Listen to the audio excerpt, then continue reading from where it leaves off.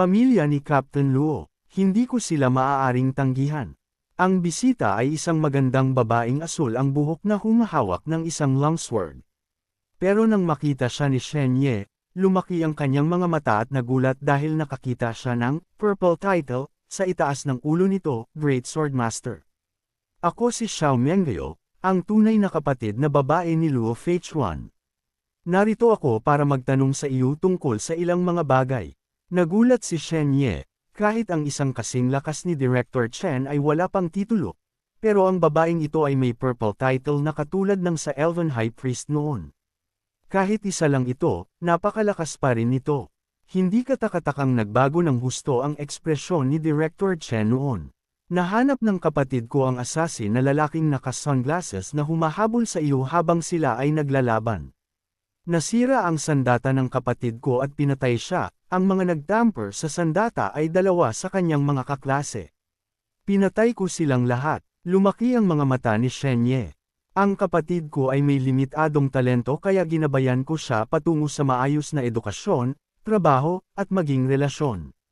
Gusto ko siyang ligtas at protektado, pero sa huli ay pinatay siya at itinago sa isang locker.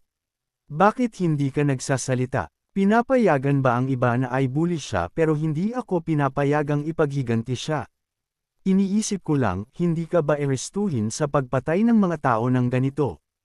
Ang kapatid ko ay miyembro ng isang noble family, sa paghihiganti sa kanyang kamatayan, ibinalik ko ang karangalan sa aking pamilya. Walang makikipagtalo rito. Naparito ako sa pagkakataong ito para itanong kung mayroon kang anumang lead sa taong gustong pumatay sa iyo. Mayroon ka bang mga suspect? Kahit malabong hula lang ay ayos na. Hanggat may pangalan, ipaubaya mo na ang iba sa akin. Sa totoo lang, wala akong ideya. Pero dahil pinatay mo na ang mga mamamatay taong ito, naipaghiganti mo na si Captain Luo, di ba? Hindi pa sapat iyon. Papatayin ko rin ang mastermind sa likod ng assassin. Sa susunod na segundo, isang matalim na liwanag ng espada ang dumaan kay Shen Ye at pagkatapos ay ang mga ulap sa langit ay nahati sa dalawa dahil sa nag-iisang slash na iyon. Sa sandaling ito, naibalik na ni Xiao Mengyo ang kanyang espada sa kaluban. Hinati lang niya ang langit sa kalahati. Hindi ko man lang nakita kung kailan niya binunot ang kanyang espada. Mangyaring mag-isip kang mabuti kung may nakaligtaan ka pang ibang detalye. Isa kang disipulo ng pamilyang Shen, nagkaroon ka na ba ng mga kaaway sa mga disipulo ng ibang noble families noon? Huwag kang magpa-impluwensya sa kanilang kapangyarihan, maaari kang laging humingi ng tulong sa akin. Ang pamilya ko ay hindi naging maganda ang relasyon sa pamilya Shen ng Sanjian at bihirang makipag-ugnayan tuwing bumabalik kami. Paminsan-minsan ay nakikipaglaro lang ako sa ilang mga bata na kasing edad ko at wala akong nasaktan. Kung tutuusin, parang noong una akong atakihin, may mga mahihinang sigaw ng takot sa ospital. Maaaring may nakasaksi kaya, sinabi ni Xiao Mengyo na agad siyang mag-iimbestiga. Pagkatapos iwan ang kanyang contact information, umalis na si Xiao Mengyo. Pagkatapos ay biglang lumitaw si Director Chen sa likod ni Shen Ye. Napakakatakot na slash. Nag-aalala ako na baka atakihin kanya pagpunta niya rito pero tila maganda naman ang resulta. Siya ang pinakanatatanging direktang inapo ng pamilyang Luo sa henerasyong ito. Siya nga pala, katulad mo, kukuha rin siya ng high school entrance exam ngayong taon. Pero huwag kang mawalan ng gana, ang mga disipulo ng noble family ay madalas na may mga sikretong mana at nagsisimula ang kanilang pagsasanay mula sa murang edad. Sabi ni Shen Ye na wala. Siyang pakialam at gusto lang niyang bumalik sa kanyang silid para matulog. Pero sa sandaling bumalik siya sa kanyang silid, nakaramdam siya ng pagkabigo bilang isang respetadong disipulo mula sa isang noble family. Big Skeleton, mayroon ka pa bang mga nightmare crystals? Yung may mga skills. Ang mayroon lang ako rito ay undead skills. Hindi ka undead kaya wala kang soul fire at hindi mo magagamit ang mga ito. Ang Moonlit Deer Walk na ibinigay ko sa iyo noon ay isang bagay na nahanap ko lang ng hindi sinasadya. Sa balitang ito, nagsimulang mag-alala si Shen Ye. Nagsimula siyang mag-isip ng mga paraan para mabilis na madagdagan ang kanyang lakas. Bigla niyang nakita ang single soldier combat pack na ibinigay sa kanya ng human officer na si Roman. Mabilis itong hinalughog ni Shen Ye, rations, first aid kit, walang maganda rito. Pero nakahanap nga siya ng isang nightmare crystal. Agad itong dinurog ni Shen Ye. Sana ay mabigyan ako nito ng magandang skill. Pero nagpakita lang ito ng ilang impormasyon tungkol sa isang kampamento ng Shadow Hand Brotherhood. Nadismaya si Shen Ye na hindi ito isang skill. Gayunpaman, dahil nakakuha na siya ng titulo para sa araw na ito, maaari siyang pumunta sa Nightmare Realm para mag-explore.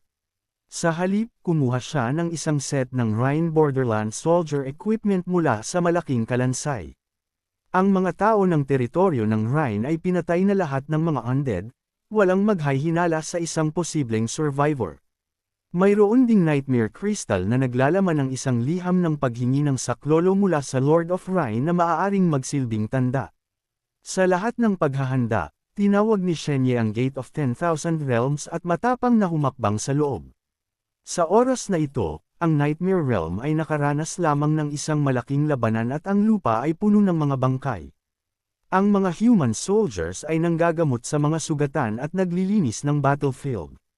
Nagtatago si Shen Ye sa dilim, hindi nangangahas na lumapit ng padalos-dalos. Ayaw niyang makatagpo ang grupong nakilala niya noon, masama kung makilala nila siya. Bukod dito, sa dami ng mga bangkay dito, maaari niya itong gamitin para makakuha ng ilang impormasyon. Lumapit siya sa isang undead giant at inactivate ang kanyang skill na Murmurs of the Dark. Hey brother, gising, may itatanong ako sa iyo. Alam mo ba ang pinagmulan ng faceplate na ito? Pero sinabi ng undead giant na hindi nito alam.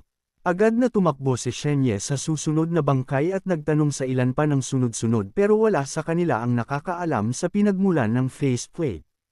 Naupo si Shen Ye sa lupa, pagod na pagod. Lintik. Ang paghahanap ng ganito ay parang naghahanap ng karayom sa tumpok ng dayami. Pero noong sandaling iyon, napansin niya ang isang kakaibang bangkay sa lupa. Ang mga dakilang werewolves ay dapat may matalas na pang-amoy, baka matulungan ako nito na mahanap ito. Mabuting aso, nakita mo na ba ang faceplate na ito? O nakamoy ng katulad na amoy noon? Nakita ko na ang faceplate na iyon. Pagmamay-ari ito ng isang centurion doon. Isang braso na lang ang natitira sa kanya. At saka, hindi ako aso, lobo ako. Isang braso na lang ang natitira. Gagana pa kaya ang Murmurs of the Dark ko. Ang naputol na braso ay gumawa nga ng hudyat sa kanya. Ito ang signature gesture ng Shadow Hand. Mukhang nahanap ko ang tamang tao. Ito ang may-ari ng maskara. Mayroon ka bang masasabi sa akin? Itinuro ng naputol na braso ang direksyon sa harap. Tumingala si Shen Ye at nakakita ng isang nahulog na bota hindi kalayuan. Pinulot ni Shen Ye ang mabahong bota at may nahanap sa loob. Binaligtad niya ang bota at isang liham sa isang badge ang nahulog. Sa susunod na segundo, lumitaw ang isang notification, nakatuklas ka ng sapat na mga espesyal na item. Naka-unlock na ang auxiliary ability na Appraise. Maaari mo nang makita ang description ng mga espesyal na item. Ito ang Night Shadow Badge. Maaari nitong i-activate ang mga partikular na sandata ng walang tumutugmang sandata. Ito ay walang silbi. Biglang naalala ni Shen Ye ang kanyang Nightshade Sword. Sa sandaling inilabas niya ang espada, ang Night Shadow Badge ay automatikong lumutang at bumaon sa loob ng Nightshade Sword. Tumaas ang antas ng item, ang Nightshade Sword ay na-upgrade sa Nightfall Sword. Nightfall Sword, Human Assassin Exclusive Dagger, Blue Level, Outstanding. Mga katangian, Sharpness, Penetration, Bleed, All Advanced. Isa itong assassination dagger na pinagpala rin ng Shadow Blessing ng Shadow Hand Brotherhood. Shadow Blessing, ang balisong na ito ay naglalabas ng isang lagda na nagpapatunay sa iyong katayuan, pinuprotektahan ng anino ang lahat ng nagtataguyod ng hustisya. Pagkatapos ay binuksan ni Shen Ye ang liham. Ito ay isang kahilingan para sa impormasyon laban sa mga undead, iniutos ng alyansa ng mga tao at mga elf. At ang liham na ito ay nilagdaan ng Shadow Hand Brotherhood. Naalala ni Shen Ye ang kristal na ibinigay sa kanya ni Roman, ang impormasyon sa loob ay ang lokasyon ng Shadow Hand. Si Roman ay dapat ding miyembro ng Shadow Hand. Nagpasya siyang tulungan ako matapos makita ang faceplate. Pero ang kakayahang makipagpalitan ng impormasyon tungkol sa galaw ng mga undead para sa malaking gantimpala ay napakadali. Direktang ginamit ni Shen Ye ang Murmurs of the Dark para tanungin ang mga patay. Pero sa kasamaang palad, wala sa kanila ang nakakaalam ng anuman. Tila wala akong makukuhang anumang kapaki-pakinabang na impormasyon mula sa mga ordinaryong sundalo. Medyo mahirap ito. Noong sandaling iyon, sinabi ng malaking kalansay sa singsing, sa totoo lang, maaari kitang bigyan ng impormasyon. Lintik, muntik na kitang malimutan. Mayroon na pala akong handang undead dito. Pero bilang isang undead, handa kang ipagkanulo ang impormasyon ng sarili mong lahi. Ang mga undead ay tunay kong mga kamag-anak pero silang lahat ay may masamang intensyon sa akin. Natatandaan mo ba ang 3 undead na nagpanggap na mga elf? Gusto nilang lahat na mamatay ako. Kaya anong klaseng impormasyon ang gusto mo? Nakakagulantang o ordinaryo lang.